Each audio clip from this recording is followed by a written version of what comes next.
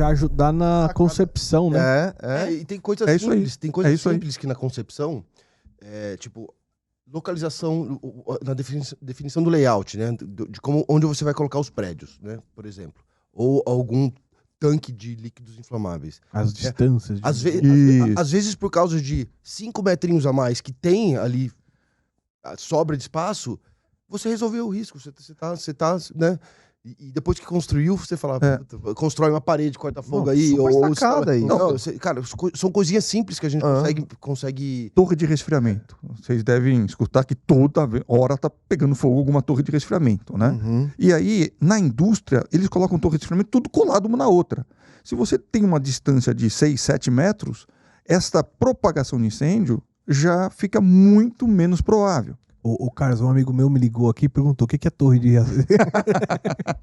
Boa pergunta, pergunta. Não, bom, pra quem não conhece, vai estar assistindo a gente, é bom Torre de resfriamento nada mais é do que um processo que você precisa de uma refrigeração, a água entra numa temperatura alta e sai com um pouco menos de temperatura. Entendi. Então são aquelas torres que você vê que basicamente é fibra por fora, né?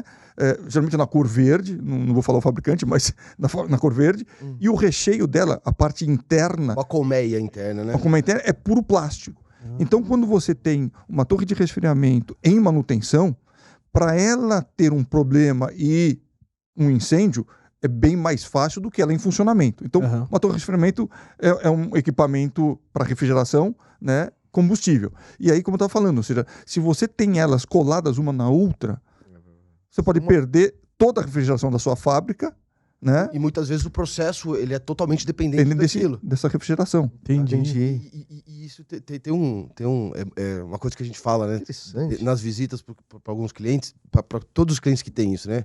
Às vezes eles não enxergam isso. Cara, mas qual que é o risco? Como pegar fogo, uma coisa que está com água? O negócio vive molhado. Eu ia te perguntar o negócio isso. Vive molhado. Pegar fogo? O negócio vive molhado, né? Depois eu entendi. Geralmente é na área de manutenção. Na hora tem um motor em cima da torre, né? Um motor elétrico. Aí, às vezes, a estrutura corrói, né? Porque tá molhando constantemente. Aí o cara vai fazer um trabalho de corte-solda ali, né? Que a gente trabalha quente, né? Que a gente chama. Então, Não, puta sacada de vocês, na concepção do projeto, já falou, mano, então, já que vai ter isso, faz dessa É a melhor área, eu diria, pra procurar vocês. Até. Não, e é muito barato, né? Ou seja, quando você faz essa intervenção ainda no papel. Imagine, como o Rafael falou, botar uma parede corta-fogo aqui, né? Que é uma divisão entre as torres de resfriamento ou qualquer outro risco. Porque a torre de resfriamento é um dos exemplos. E isso você pode replicar para vários outros tipos de riscos, né? Então, é aquele negócio, tudo bem, né? Você precisa, de alguma forma, conhecer muito bem esse projeto, então a interação com o cliente é fundamental, porque ele tem que te explicar exatamente o que vai ser aquela indústria dele para você também, né? Mas é muito interessante. E aí surgiu, né, em 2015, a nossa empresa, e a gente vem atendendo o mercado segurador, né? Por meio de seguradoras nacionais e internacionais, alguns parceiros que nós temos, que é aquela questão que o Rafael estava falando, né, de a pessoa sair lá de Nova York, sair lá de Miami para vir fazer uma visita aqui em São Paulo, aí tem que pegar um voo até Porto Alegre. Então, a gente acaba, de alguma forma, representando essas empresas, fazendo as análises de riscos para eles. Emitimos os relatórios em inglês, né, ou em português, às vezes em espanhol, e eles fazem toda a subscrição do risco, né, em cima desses relatórios. Temos alguns clientes diretos que já tem aquela questão da gestão de riscos muito bem implementada dentro da corporação, né? Aculturada, né? Uma coisa que a gente passa muita dificuldade aqui no Brasil, a gente sente, tanto você vê no seguro em geral, né?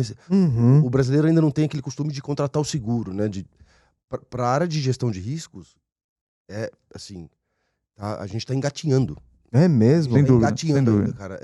As empresas, são poucas as empresas que têm uma cultura e trabalham fortemente para mitigar os riscos patrimoniais. São muito poucas. São E poucas até nesse exemplo que vocês citaram, né, da construção de o projeto já ser concebido pensando nos riscos e tal. Comparando lá com os Estados Unidos, por exemplo, ou outros países, lá é mais comum o cara, na hora de construir, pensar nisso? Lá é totalmente difundido. Tá? O conhecimento das normas. Primeiro que assim, né?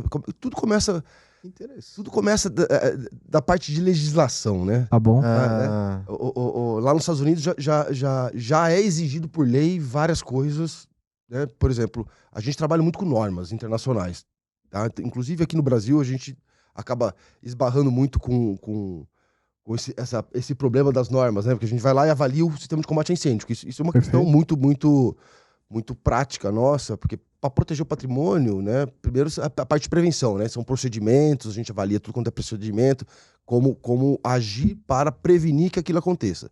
Mas a gente não consegue prevenir sempre tudo. Então aí tem a parte de proteção. Se acontecer alguma coisa que a gente não conseguiu prevenir, que é normal, né? A gente tá falando de vidas humanas, tá falando de equipamentos, etc. Aí vem a parte protecional para minimizar aquele dano, tá? Então, existem normas para instalar, né? No Brasil, a gente tem, cada estado do Brasil tem uma IT, né? Uma instrução técnica do Corpo de Bombeiros, que normalmente serve como base legal para a instalação. E não são padronizadas ou são padronizadas? Ainda não. Ainda tá. não, Ainda não. Tá melhorando muito, tá? cada estado tem o seu jeito. Cada estado tem seu jeito. Então, isso é um trauma pra gente, cara. No passado, cara, cada estado que você ia... E tem seguradora que trabalha realmente utilizando a norma local. Aí também tem a BNT, né? NBR, a BNT, que também fala, mas não é uma imposição legal, tá? Nesse nosso mercado, quem diz o que você tem que ter é o Corpo de Bombeiros, né? O Corpo de Bombeiros do Estado de São Paulo, a gente entende, né, uma opinião praticamente de todos nós lá, de que eles estão mais evoluídos. É mesmo? E os outros corpos de bombeiros utilizam muito essa experiência daqui de São Paulo para montar as suas instruções técnicas, como o Rafael falou. Então, essas instruções técnicas de cada corpo de bombeiros, essa é o que de fato diz a legislação. As NBRs, que são as normas brasileiras, tá? Elas só têm força legal se o Corpo de Bombeiros diz, olha, você tem que cumprir com esta norma. E é comum isto, é bem comum. No nosso mercado, a legislação brasileira, ela está um pouquinho ainda aquém o que é feito lá fora, por uma NFPA, né, que é a National Fire Protection Association, tá? E outras normas que nós temos na Europa também. Então, nós, por exemplo, basicamente atuamos sempre olhando as normas americanas, que é a NFPA. Por quê? Porque as normas brasileiras, muitas delas têm uma similaridade, né, com essas normas, tá? A gente participa do CB24, que é o comitê que acaba montando essas normas no Brasil, mas, de fato, a gente, na nossa opinião, ter uma única legislação, seja através do COBOM, que é um comitê de corpos de bombeiros de todo o país ou não, facilitaria muito. Mas hoje, o fato é o seguinte, como você vai dizer para uma seguradora lá da França, um mercado de Londres, olha, a norma que eles estão seguindo aqui é a BNT, mas o que é a BNT? Então eles preferem ter uma norma mundial como base, e essa norma basicamente são as normas da NFPA ou da própria FM. E uma das coisas que eu vejo bastante assim nos relatórios, geralmente está pautado, digamos assim, na NFPA. Só que quando você fala para o segurado assim, você tem que instalar, sei lá, X coisa porque é o que diz a NFPA. Mas eu tô no Brasil, eu não quero. Na NBR não me fala isso. Pra mim é um cara que você já se mostra que não tá preocupado com o risco, né? Não, porque na verdade, assim, não é só que não tá preocupado. Isso acontece muito, né? Mas é por falta de conhecimento mesmo, tá? Porque o cara fala, o Corpo de Bombeiro tá falando isso, por que eu vou fazer a mais? Por que eu vou fazer? Só porque tá pedindo aqui, lá nos Estados Unidos. Mas a questão é que, né, aí a gente tenta explicar. A gente tem sempre um discurso já montado aí, né? Que a gente acaba visitando muito, repete muitas coisas. Porque as dúvidas surgem, geralmente as dúvidas são as mesmas. E uma coisa que a gente explica, olha, Corpo de Bombeiros, por mais que atualmente, né, o corpo, eu já participei do CB24 e para a atualização da própria norma da BNT, da NBR, né, e tá se fazendo uma tradução da NFPA. É mesmo? Então tá tropicalizando a NFPA.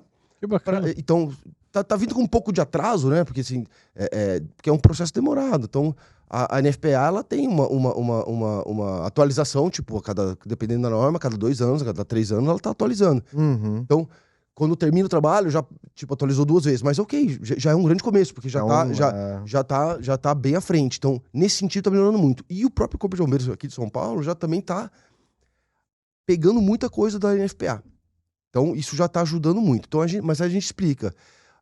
Os requisitos mínimos legais, em geral, são para proteger as vidas. Para você conseguir retirar as vidas Essa é a base de no tudo, caso, assim. Evacuar da indústria, evacuar um edifício. Isso é... Para depois eles virem e Outras E coisas. aí você dá um jeito de cabular, por exemplo, os treinamentos de descer do prédio lá quando Não tem. pode. Alguém avisa ele. Vou marcar uma visita nesse dia. Vou ficar quem de nunca home fez isso que jogue a primeira pedra. Coincidência, cara. Eu tava em visita, tava fora. Eu fui fazer uma reunião Fui uma vez almoçar mais tarde. no famoso Robocop aqui na Marginal. 44º andar. Não é que tocou o alarme? Descer 44 escadas. Meu Deus Eu já do céu. recebi corretor também. Puta, desculpa, eu não sabia disso. Eu tive também uma visita que vocês foram. Mas enfim. Mas então, mas terminando lá, né, falando dos Estados Unidos. Nos Estados Unidos, a NFPA, ela é código. Tem várias normas. Tem força de lei, não? Tem força de lei. Tem Entendi. força de lei. Vários estados, não é todo estado, mas a grande maioria utiliza a NFPA como requisito legal. E tem esse embasamento técnico, e tem um comitê muito forte e que tem a cultura de proteger os patrimônios.